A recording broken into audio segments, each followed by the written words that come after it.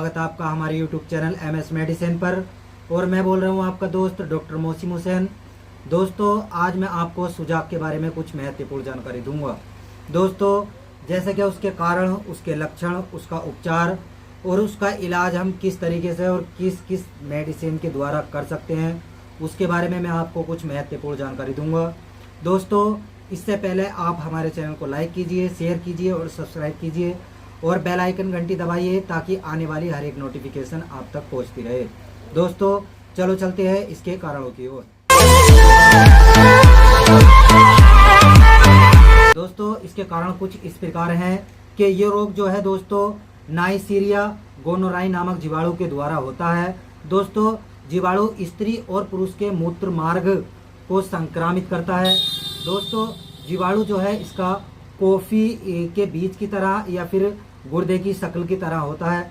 दोस्तों, इस रोग से ग्रस्त स्त्री के साथ यदि अगर कोई पुरुष संभोग करता है तो जीवाणु जो है उसके श्वसन के अंदर मूत्र मार्ग में चला जाता है और वहां जाकर के दोस्तों अवृद्ध तरीके से बहुत तेजी के साथ वृद्धि करते हैं ये जीवाणु, और वहां जाने के बाद दोस्तों मूत्र नलिका को खाने लगते हैं, जिससे दोस्तों मूत्र जब आप करने के लिए जाओगे तो उसकी वजह से दोस्तों मूत्र में जो है आपके पीप आने लगती है, पस आने लगता है। दोस्तों, ये रोग जो है 10 से 12 दिन के अंदर अंदर दोस्तों इसके जो है लक्षण आपको दिखाई देने लगेंगे। दोस्तों, अगर आपको 3 से 7 दिन हुए हैं तो इसके लक्षण दोस्तों इस तरीके से दिखाई देंगे कि आपके जो है पेशाब में बहुत ज़्यादा जलन होने लगेगी। दोस्तों, ये सब इसके कारण थे। अब इसके लक्षण किस तरीके से आप दिखाई देते हैं उसके बारे में मैं आपको कुछ महत्वपूर्ण जानकारी दूंगा। दोस्तों, चलो चलते हैं इसके लक्षणों की ओर। लक्षण कुछ इस प्रकार हैं कि छोप के कारण बार बार लिंग का उत्थान होता है और दोस्तों धीरे धीरे लिंग पर लाली आने लगती है, आपका लिंग जो है बहुत ज़्यादा धीरे धीरे सुरख होने लगता है।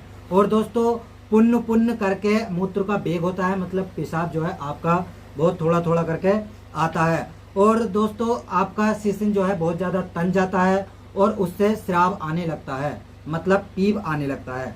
दोस्तों, पेशाब साफ नहीं आता है और पेशाब बार बार बूंद बूंद करके आता है। दोस्तों, अगर रोग आपका पुराना हो गया है तो उसके थ्रू जो है अलग लक्षण दिखाई देते हैं।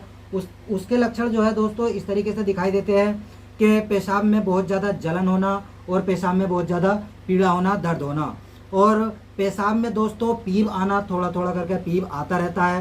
पीप दोस्तों गोंद की तरह हल्का सफ़ेद कलर का होता है। और दोस्तों कुछ केस ऐसे होते हैं जिनमें पीप नहीं भी आता है और कुछ केस ऐसे होते हैं दोस्तों जिनमें पीप कुछ दिनों के लिए आता है और फिर बंद हो जाता है और उसके बाद दोस्तों फिर से शुरू हो जाता है। दोस्तों, ये सब इसके लक्षण थे। अब मैं इसके मेडिसिन के बारे में और उपचार के बारे में कुछ महत्वपूर्ण जानकारी दूंगा। दोस्तों, चलो चलते हैं इसकी मेडिसिन की ओर। दोस्तों, इसका इलाज जो है कुछ इस प्रकार है कि सबसे पहले तो मरीज का जो है दोस्तों मूत्र मवाद लें और उसको लेबोरेटरी भेज दें। लेबोरेटरी भेजने के बाद दोस्तों उसको देखें कि उसे सिफिलिस जैसी बीमारी तो नहीं है। दोस्तों, उसके बाद दोस्तों रोगी से ये पूछना चाहिए कि उसने जब इस ग्रस्त रोग से किसी बेसिया के साथ उसने संभोग किया था तो उसके बाद जो है उसने अपनी पत्नी के साथ संभोग तो नहीं किया है। यदि अगर दोस्तों बेसिया के साथ संभोग करने के बाद उसने अपनी पत्नी के साथ इस तरीके का संभोग किया है दोस्तों, तो चाहिए कि पत्नी का भी और पति का भी दोनों का ही इलाज होना चाहिए, क्योंकि दोस्तों पति के द्वारा पत्नी को इस रोग के होने का खतरा रहता है। दोस्तों, अब दोस्तों इसका इलाज कुछ इस तरीके से हम कर सकते हैं कि तो इसके इलाज में आप जो है टेट्रासाइक्लिन कैप्सूल आता है दोस्तों और एम्पिसिलिन कैप्सूल आता है 250-500 mg में। दोस्तों, मरीज की आवश्यकता अनुसार मरीज को सुबह शाम करके आप जो है वो देते रहें। और दोस्तों ध्यान रहे कि मरीज को ज़्यादा से ज़्यादा पानी जो है पिलाते रहें। दोस्तों, एक जो है सिफाम्पिसिन 450 mg में कैप्सूल आता है दोस्तों, वो आप जो है मरीज को सुबह नाश्ते के बाद दे सकते हैं।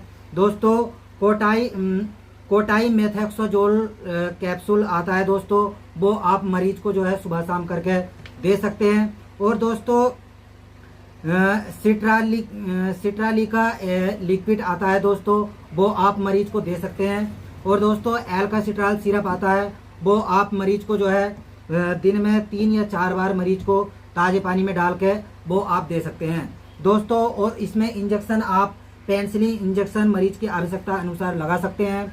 और दोस्तों स्टेप्टोपेनिसिलिन इंजेक्शन आता है दोस्तों, वो भी आप मरीज की आवश्यकता अनुसार मरीज को लगा सकते हैं दोस्तों।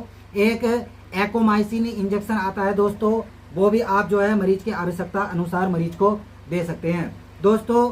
और इसमें जो है मरीज को बहुत ही हल्का खाना दें, जिससे कि उसको पचाने में किसी तरीके की कोई भी दिक्कत ना हो दोस्तों। और इसमें जो है आप चाय, कॉफ़ी, गरम मसाले या फिर मीट मछली या फिर लाल मिर्च या फिर शराब, गुड़, तेल या तला भुना ऐसी चीज़ों का उपयोग ना कराएं दोस्तों। इससे जो है मरीज को दिक्कत हो सकती है दोस्तों। ये सब इसका इलाज था, और इसमें आप क्या चीज़ खा सकते हैं और क्या चीज़ नहीं खा सकते हैं, इसके बारे में मैंने जो है आपको जानकारी दी है दोस्तों।